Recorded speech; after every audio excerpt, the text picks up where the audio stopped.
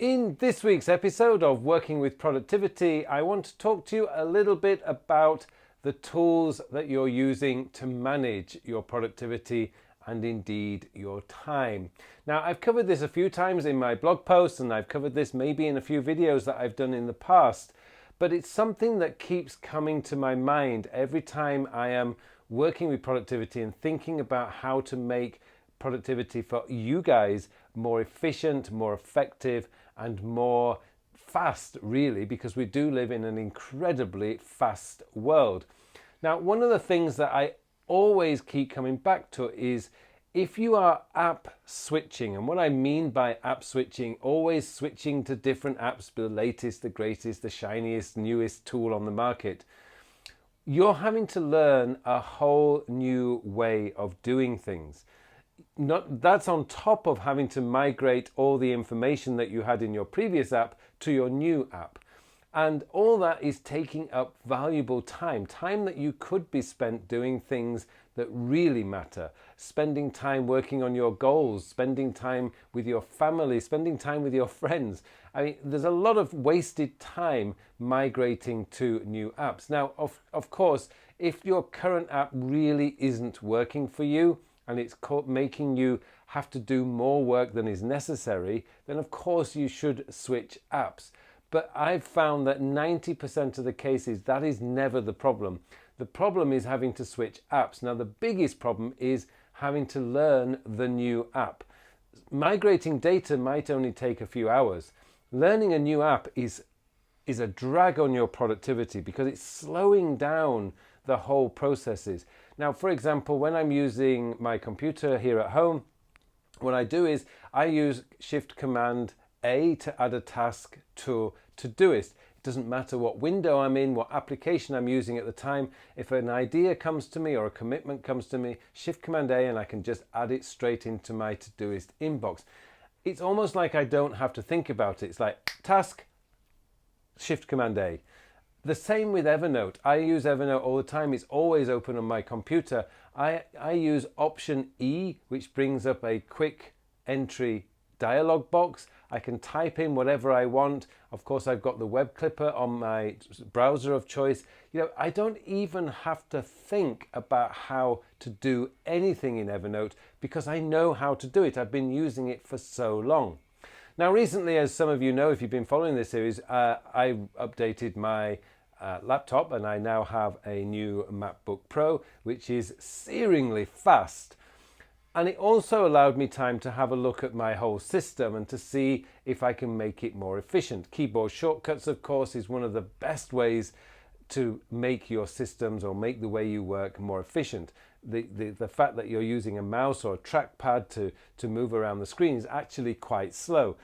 On its own, individually, it's not that much slower, but over a period of a day, a week, a month, it is incredibly slow. So using keyboard shortcuts really supercharges your productivity because it speeds everything up. But one of the things that I started looking at was Apple's Spotlight. Now, I've used Spotlight a few times, but never really got to learn how to use it. Now, over the winter break, I've had plenty of time to investigate Spotlight, and I've been looking at it on my phone. I was amazed at what Spotlight can do on my phone, and now that is pretty much how I open any app that I want to open. I just drag down from the middle of the screen, type in the app that I want, Facebook, Twitter, whatever, and bang, it just opens up really, really fast, much faster than looking for the icon on the screen. But the one I was more interested in was the one on Mac OS on my laptop. And sure enough, I've been having a play around with it. Wow, Spotlight can do amazing things. So now I've got that set up to open up any app. And I can I'm not even using the dock anymore. I'm just keyboard straight away, bang, open up whatever I want. Safari, Chrome, GarageBand when I'm doing my podcast, ScreenFlow when I'm doing these videos. All of that is just a simple click. It's Command Spacebar, opens up Spotlight, bang, I'm right in there and where I want it. But Spotlight can do so much more. It can do my conversions, because obviously I live in South Korea. We have the Korean won is our currency, and often when I'm buying something online, it's in dollars, and I want to convert it to Korean won. And it's just super, super fast. And this is the whole point of productivity, is it's about making your systems as efficient as you possibly can and learning the tools that you have.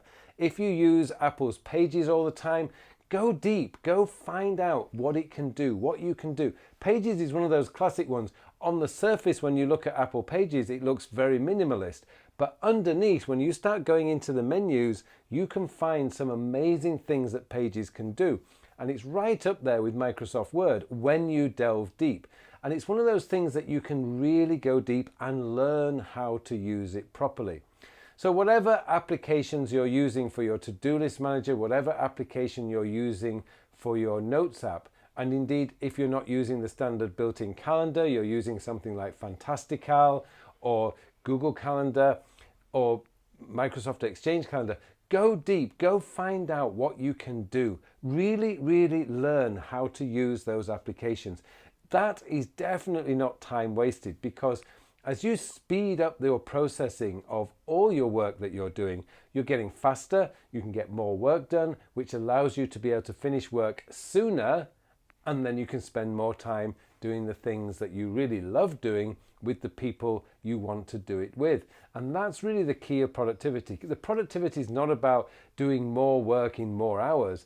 Productivity is about getting the work that needs done now and as quickly and as efficiently as possible, so you have more free time to be less stressed, less overwhelmed, and just enjoy life. And that's always been my focus with productivity.